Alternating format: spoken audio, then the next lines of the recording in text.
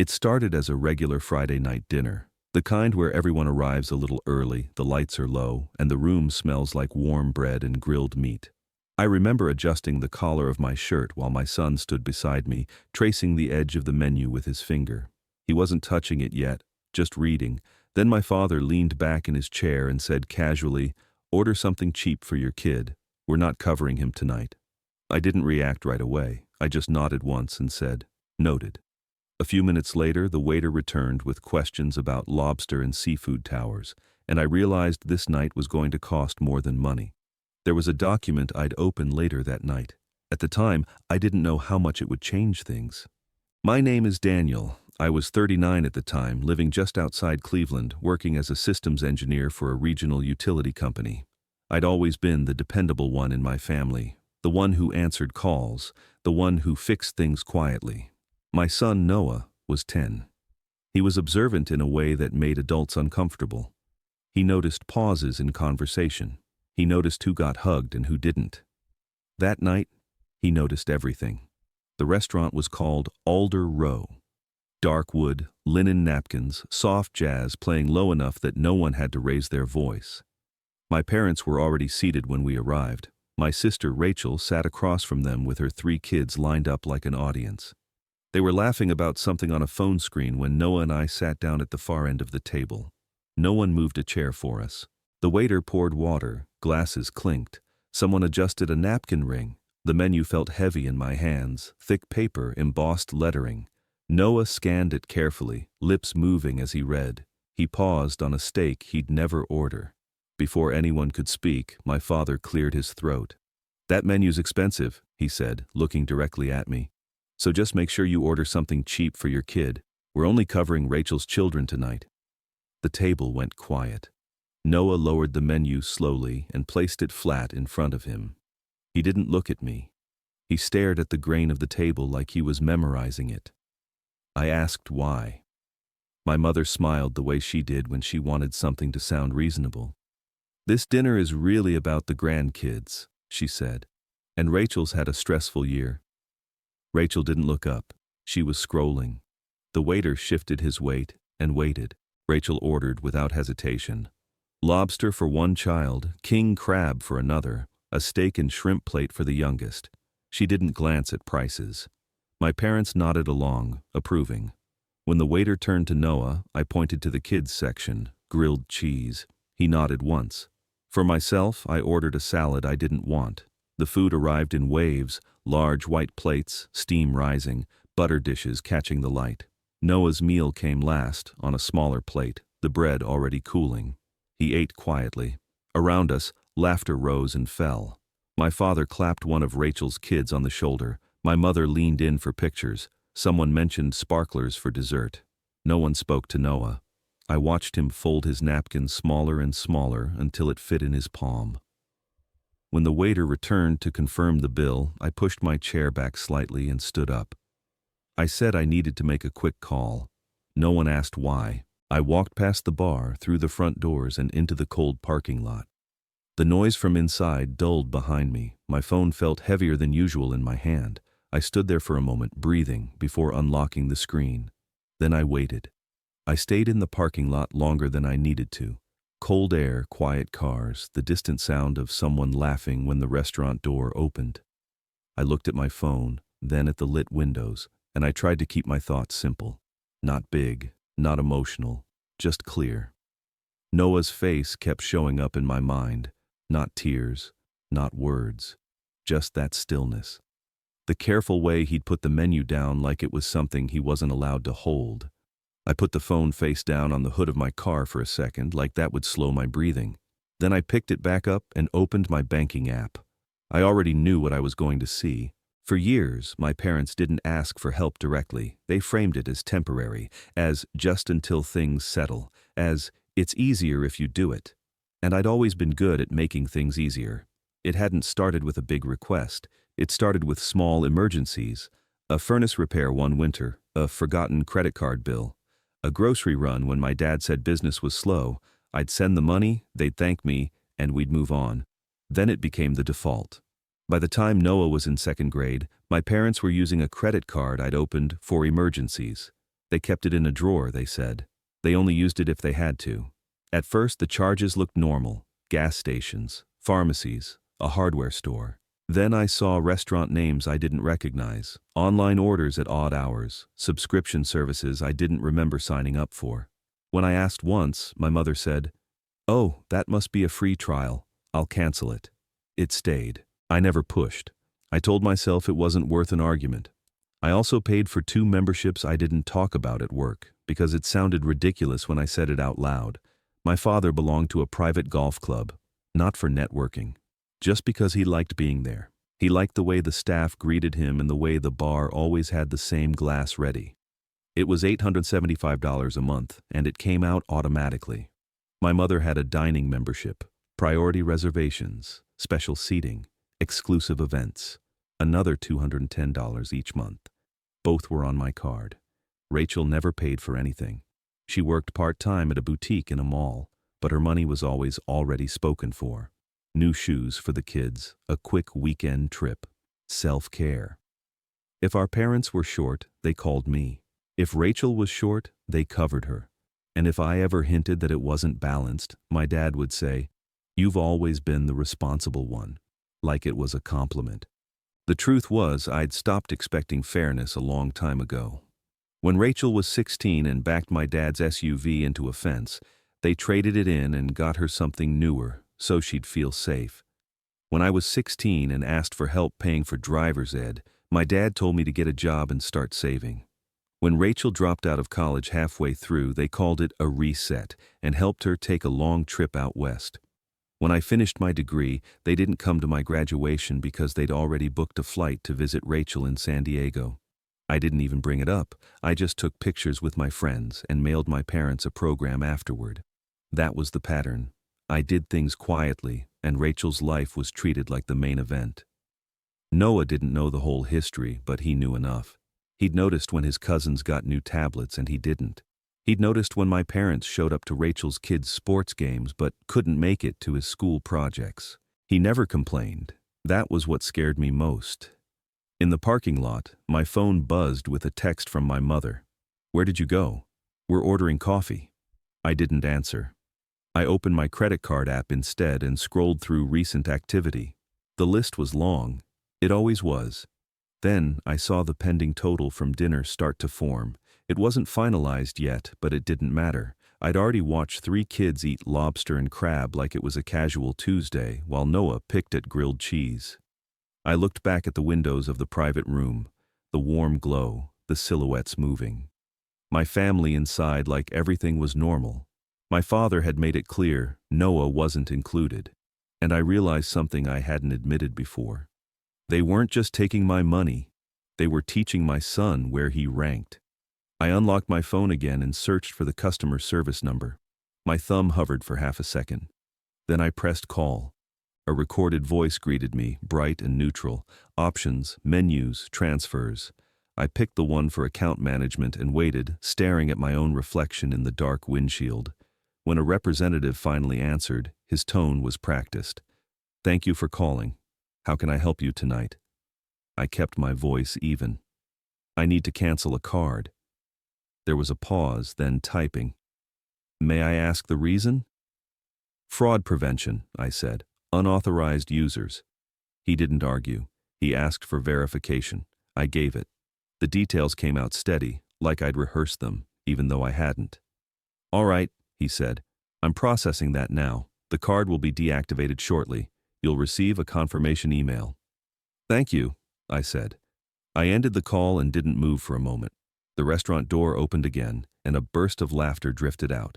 Someone was taking photos. Someone was enjoying themselves. I opened my banking app, went to recurring payments, and stared at the list like it was a set of instructions. I didn't feel rage. I didn't feel dramatic. I felt tired. I tapped the first membership, my father's, cancel automatic payment, then my mother's dining program, cancel automatic payment. Both confirmations popped up, quick and clean. I sat there in the cold, phone in my hand, and I listened to the quiet after the taps, like a room had finally gone still. Then my phone buzzed again. This time it was my father. "Daniel. Take care of the bill before we leave." I read it once. Then again, I didn't reply. I put the phone in my pocket, stepped away from the car, and walked back toward the front doors of Alder Row. Noah was still inside, and I was going to get him. The dining room looked different when I walked back in. Same lights, same table, same plates. But the noise felt sharper now, like I was hearing it through glass. My parents were standing, coats half on. Rachel was laughing at something one of her kids said. The waiter hovered nearby with the black folder tucked under his arm. My father saw me and gestured, quick and impatient. "There you are. Go ahead and settle it so we can go." I didn't raise my voice. I didn't sit back down. "I'm not paying tonight," I said. The words landed quietly, but they stopped everything. My father blinked like he hadn't heard me correctly. "What?" "I'm not paying," I repeated. "You said this dinner was for family. I'm just following that." My mother's smile vanished. "Daniel, don't do this here." The waiter looked at the floor. Rachel finally stopped smiling. I turned and looked for Noah. He was standing near the door, jacket already on, holding it closed with both hands like he was afraid it might slip away. His eyes met mine, and for the first time that night, he looked relieved. "Let's go," I said. We walked out together. I didn't look back. Behind us, my father's voice rose, sharp and offended, saying my name like it was a warning. I kept moving. The door closed. The sound cut off. In the car, Noah buckled himself in without being asked. He stared straight ahead. "Are Grandma and Grandpa mad?" he asked after a minute. "No," I said. "They'll be fine." He nodded, but he didn't look convinced. That night, I didn't sleep. I sat in my home office long after Noah went to bed, the house quiet except for the hum of the refrigerator. I opened my laptop and pulled up every account I'd touched for my parents in the last 5 years. Not to punish, to understand. I made a list: credit card, golf club membership, dining membership, internet and cable, lawn service, streaming subscriptions I didn't recognize. Then I started pulling statements. I highlighted charges slowly, one by one. Gas stations, grocery stores, online retailers, monthly fees that had become invisible because they were always there. I didn't feel angry. I felt focused. At some point, I opened a spreadsheet and started adding totals. No rounding, no guessing, just numbers. The first year surprised me. The second made my jaw tighten. By the fifth, I had to step away from the desk for a moment and stand in the kitchen with a glass of water. When I came back, the number was still there. 6 figures. That was when my phone started lighting up. Calls from my father, then my mother, then Rachel. I didn't answer any of them. I turned the phone face down and kept working. I canceled the internet service next, then the cable. I sent emails to the lawn care company and the yoga studio listed under my mother's name. Short messages, clear language, immediate termination, no explanations. By midnight, the house felt calmer than it had in years. The next morning, my phone had 17 missed calls. I went to work anyway. I sat through meetings. I answered emails. I ate lunch at my desk. When my phone buzzed, I ignored it. When it rang, I let it go to voicemail. That evening, when I got home, the messages had changed tone. Confusion, panic, accusations. My father texted, "My card isn't working. What did you do?" My mother followed with, "Please call us. Something's wrong." I didn't respond. Instead, I printed the spreadsheet and clipped it to a stack of bank statements I'd pulled from storage. 5 years of paper, receipts, emails, texts asking for help, just this once. I slid everything into a folder and wrote a label on the tab. Family Financial History. I set it on my desk and closed the drawer. Then I went into Noah's room to check on him. He was asleep with a book open on his chest, the lamp still on. I closed the book, turned off the light, and stood there for a moment longer than necessary. In the morning, my parents would come to my house. I knew that, and when they did, I wouldn't argue. I would explain things once. Then I would wait. They showed up 3 days later, mid-morning. I was in the kitchen making coffee when I saw my father's car pull into the driveway. My mother stepped out first, arms crossed, already braced. My father followed, jaw set like he'd rehearsed what he was going to say. I didn't rush to the door. I finished pouring the coffee, set the mug down, and waited for the knock. It came sharp and impatient. When I opened the door, my father didn't bother with a greeting. "We need to talk." "About what?" I asked. "You know exactly what," my mother said. Her voice was tight, controlled, the way it got when she wanted to sound reasonable but felt cornered. "You canceled everything." "Yes," I said. "Why?" my father demanded. I leaned against the doorframe instead of stepping aside. "Because I'm done paying for things I don't control." My mother shook her head slowly. "Daniel, this is about that dinner, isn't it? You're blowing one moment way out of proportion." I didn't answer right away. I let the silence sit. "You told me to order something cheap for my son," I said finally. "You made that decision out loud, in front of him." My father waved a hand. "He's a kid. He doesn't care about that stuff." "He does," I said. "And even if he didn't, I do." My mother's tone softened, just slightly. "We didn't mean to hurt anyone. But you can't just cut us off like this. We need that card. We need the memberships. We need your help." There it was. Not apology, not reflection. Need. I took a breath and shifted gears. "Let me explain this clearly," I said. "Not emotionally, logically." They didn't interrupt. "Step 1, I continued. I stopped automatic payments. That includes the credit card, the club membership, the dining program, cable, internet, and services billed to my account." My father's face darkened. "You had no right." "Step 2, I said calmly. "I documented every charge I've paid on your behalf over the last 5 years. Every one." My mother blinked. "Documented?" "Yes." "Step 3, I said. I stopped responding to messages that assume access to my money is automatic." The air between us felt heavier now. My father stepped closer. "We raised you better than this." I nodded once. "You raised me to be reliable. You didn't raise me to be invisible." "That's not fair," my mother said. "Neither was the dinner," I replied. My father straightened. "If you don't fix this, you're not welcome at family events anymore." I thought about Noah sitting at that table, the plastic plate, the silence. "Okay," I said. Both of them froze. "That's it?" my mother asked. "Yes." My father stared at me like he was waiting for me to back down. When I didn't, his voice dropped. "You're making a mistake." "The only mistake I made," I said, "was letting this go on as long as I did." I stepped back and closed the door gently, not slammed. Through the window, I watched them stand there for a moment, unsure what to do next. Then my father turned toward the car. My mother followed, shoulders slumped. When they drove away, the house felt quiet in a new way. Not tense, just empty. My phone buzzed almost immediately. A message from my sister. "You just ruined everything. I hope you're happy." I didn't respond. Over the next few days, the messages multiplied. Confused ones, angry ones, pleading ones. I read them once, then deleted them. Instead, I focused on order. I printed 5 years of statements and highlighted every transaction tied to my parents or Rachel. I saved emails asking for help, texts promising repayment that never came, photos posted online weeks after emergencies.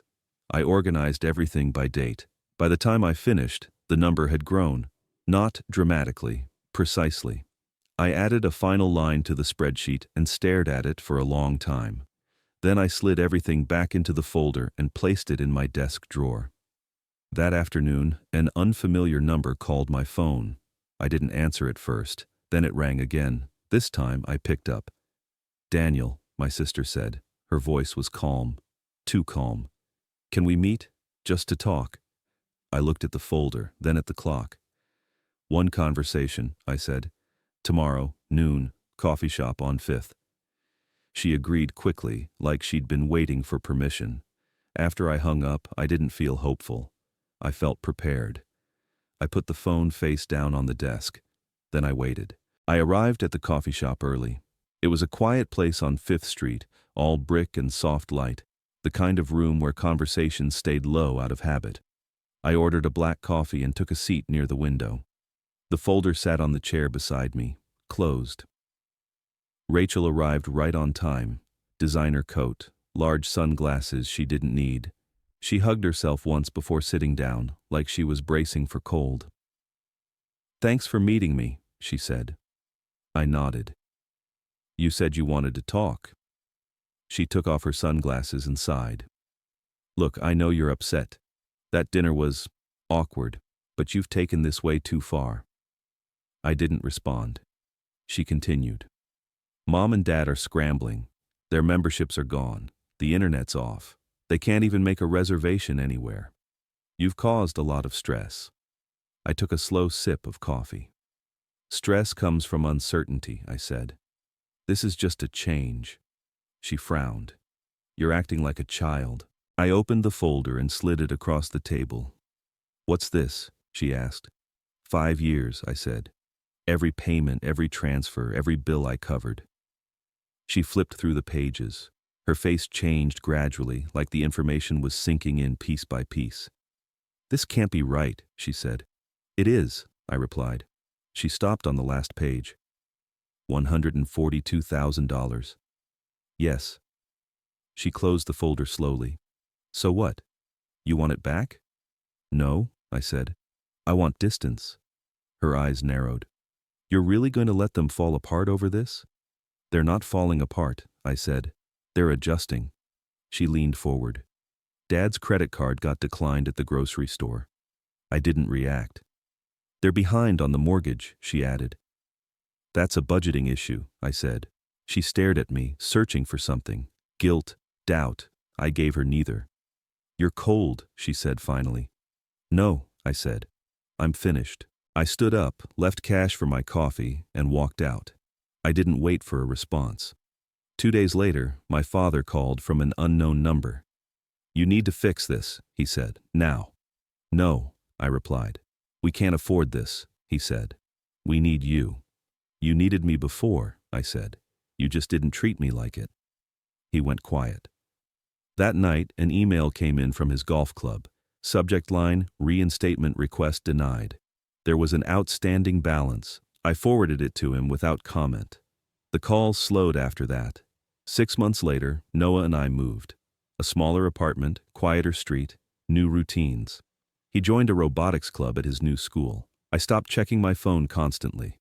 One evening, I watched him explain a project to a judge, calm and confident. When he came back to his seat, he smiled like he hadn't in a long time. "You did great," I told him. He nodded. "I know." That night, we went out to dinner. Just the two of us. He ordered the steak. When we got home, I opened my laptop and looked at the spreadsheet one last time, then I deleted it. The money was gone. The relationships were gone. But the quiet remained. And it was enough. The consequences didn't arrive all at once. They came in pieces, through other people, through systems that didn't care about family dynamics. About a week after the coffee shop meeting, I received a voicemail from my mother. I didn't answer, but I listened to it later. Her voice was unsteady. She said the bank had called. She said there was a problem with a payment. She asked if I could help figure it out. I didn't return the call. Instead, I opened the folder again. I went through it slowly, this time not adding anything new. Just confirming. Dates, amounts, patterns. I noticed how often the requests had come right after something expensive and unnecessary. Trips, furniture, dinners posted online. The numbers didn't accuse anyone. They didn't need to. A few days later, my sister sent a group text that included me, my parents, and a cousin. "Since Daniel refuses to help, I guess we'll have to deal with this on our own." I replied with one word. "Noted." Then I muted the thread. A month passed, then another. I heard updates indirectly. A mutual friend mentioned my parents were selling the house, downsizing, something about unexpected expenses. I didn't ask questions. One afternoon, an email came from the utility company. Final notice. It was addressed to my parents, but the billing contact was still mine.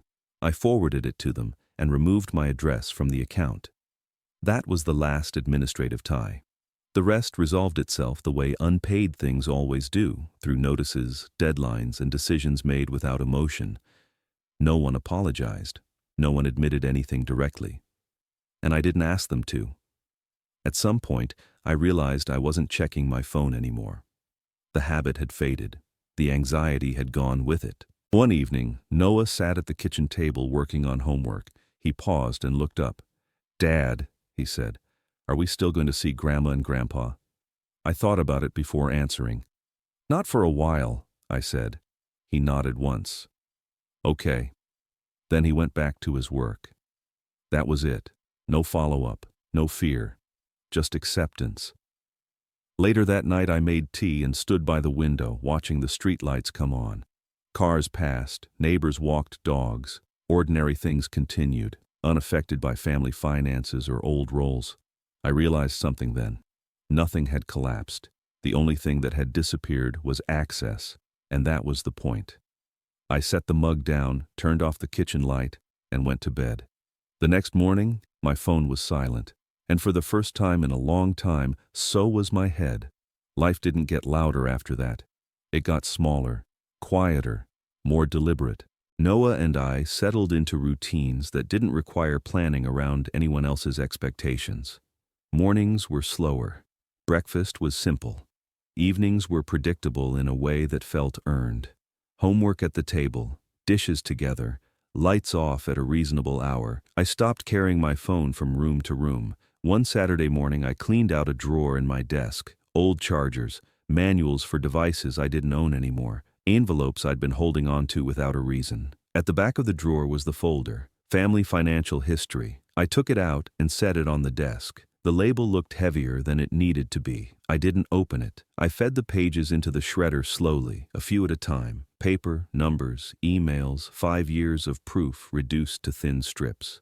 The machine hummed, then stopped. I emptied the bin and threw it away. That part of my life didn't need records anymore. Later that day, Noah and I walked to a nearby park. He kicked leaves along the path and talked about a new project idea he had for school. Something with sensors, something that would probably work if I could test it enough. I listened. That was the shift, not money, not silence, attention. A few weeks after that, I ran into someone I used to work with. We talked about jobs, about kids, about how families change when expectations don't get questioned early enough. Before we parted, he said something quietly. "I think my sister's been doing to me what your parents did to you." I didn't give advice. I just told him what I'd learned. "Start with the facts," I said, "and don't explain more than once." He nodded like he'd been waiting to hear that. That's when I realized this wasn't just my story. It was a pattern I'd seen before, and one I'd probably see again. Different people, same roles. That night, after Noah went to bed, I made tea and sat on the couch with the lights low. The apartment was quiet, not empty, just calm. I wasn't angry anymore. I wasn't waiting for anything. I'd done what I needed to do. If this story felt familiar to you, you're not alone. And if you're still in the middle of something like this, sometimes the most powerful move isn't confrontation, it's clarity. Thank you for spending this time with me. If this story helped you in any way, please like and subscribe. It really does help this channel reach people who need it. And if you're comfortable, tell me in the comments what city you're watching from and what time it is for you right now. I read more of those than you might think. 2 more stories are coming up next, both from people who thought staying quiet was the same as keeping the peace. Until then, take care of yourself.